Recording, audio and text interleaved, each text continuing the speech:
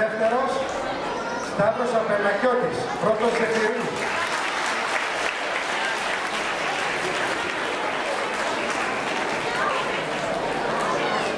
Πρωταθλητής της Τρίτης Δημοτικού, Νικόλαος Σπυρόπουλος.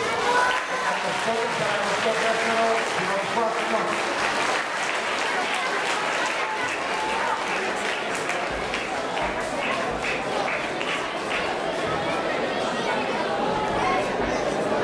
Πάμε στα κορίτσια.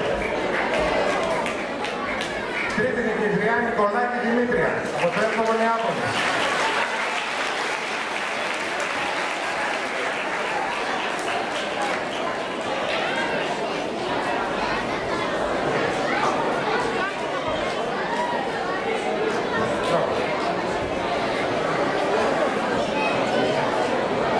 Δεύτερη νικητριά, Νικολέτα Πάσογλου, από το Θεσσαλονίκη.